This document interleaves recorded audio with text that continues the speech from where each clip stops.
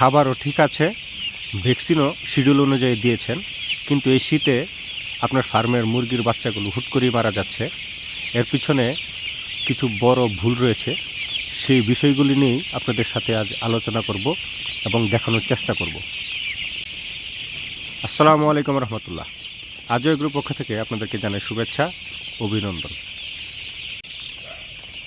শীতকালের সবচেয়ে বড় সমস্যা হচ্ছে ঠান্ডা বাতাস। আমরা খামারিরা অনেকে জেনে থাকি বাতাস মুরগির ফার্মের জন্য ভালো বা মুরগির জন্য ভালো। এটি শীতকালের জন্য প্রযোজ্য নয়। শীতকালে মূলত ঠান্ডা বাতাসেই মুরগির সবচেয়ে বড় শত্রু। খামারি ভাইয়েরা সবসময় খেয়াল রাখবেন মুরগির খামারে যাতে সরাসরি ঠান্ডা বাতাস প্রবেশ না করে, রাতের বেলায় ঠান্ডা হাওয়া যাতে সরাসরি মুরগির গায়ে না লাগে সেই দিকে খেয়াল করবেন। দেখবেন রাতের বেলায় যখন ঠান্ডা হাওয়া ঘরে প্রবেশ করে তখনই কিন্তু মুরগিগুলো জটলা বেঁধে যায়।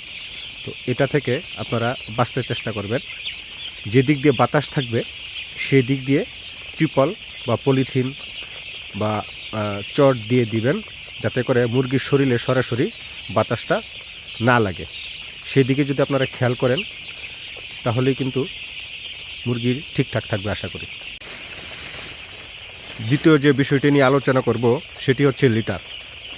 এই লিটার যদি ভিজে যায় তাহলে এই ভিজা লিটার থেকেই অ্যামোনিয়া গ্যাসের সৃষ্টি হবে, আর এই অ্যামোনিয়া থেকেই ঠান্ডার থেকে শুরু করে মুরগির বড় ধরনের রোগে আক্রান্ত হতে পারে এবং আপনার মুরগিও মারা যেতে পারে।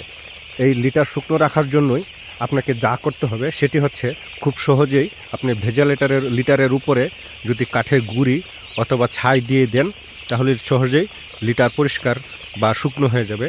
কিন্তু এটি কিন্তু বেশি দিন রাখা যাবে না, এটি অল্প কয়েকদিন পর পর চেঞ্জ করে অথবা চেলে দিতে হবে। আমরা খামারিরা অনেক সময় যে কমন ভুলটি করে থাকি সেটি হচ্ছে ঠান্ডা পানি শীতের মধ্যে দিয়ে থাকি।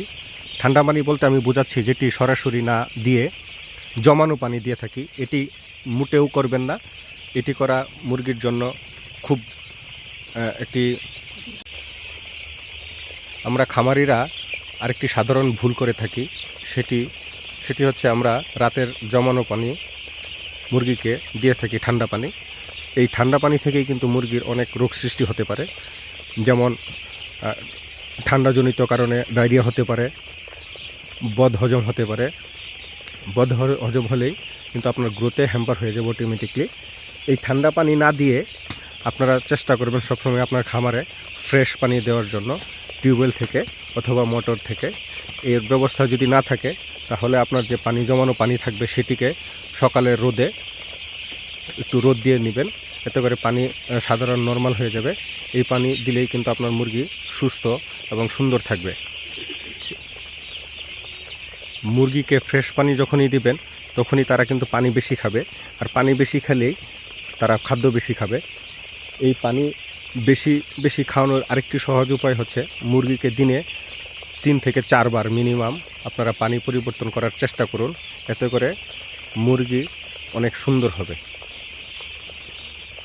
সেই সাথে আপনার পানির পাত্রগুলো সবসময় পরিষ্কার পরিচ্ছন্ন রাখার চেষ্টা করুন, এতে করে আপনার রোগবালাইও আপনার ফার্মে কম আসবে।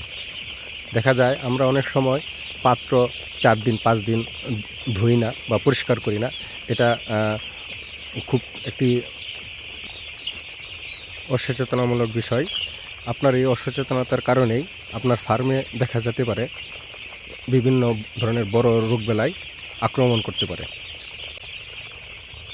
সর্বশেষ যে বিষয়টি নিয়ে আলোচনা করব সেটি হচ্ছে গড় শীতের মধ্যে গরম কিভাবে রাখতে হবে সেটি হচ্ছে আপনারা চাইলে ঘরের ভিতরে গ্যাস ব্রুডার বা এইভাবে ছড়িয়ে ছিটিয়ে বাল্ব দিতে পারেন ব্রুডারের পাশাপাশি, এতে করে বাচ্চা ছড়িয়ে ছিটিয়ে থাকবে এবং বাচ্চা বেশি একটা গাদাগাদিও করবে না বা একসাথেও হবে না।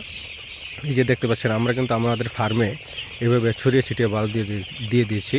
তো ঘরের তাপমাত্রা রাখতে হবে পর্যাপ্ত পরিমাণে, যাতে করে বাচ্চা গাদাগাদি না করে, একটি আরেকটার উপর না বসে পাইলিং না করে। তো এই বিষয়টি কিন্তু আপনাদের খেয়াল রাখতে হবে, আপনার ঘরে যাতে পর্যাপ্ত পরিমাণে তাপমাত্রা থাকে, মুরগির জন্য যাতে চলাফেরা এবং সব কিছুতেই সহনশীল হয়। তো ধন্যবাদ আপনাদের সবাইকে। আমাদের ভিডিওটি দেখার জন্য। ভালো থাকবেন, সুস্থ থাকবেন।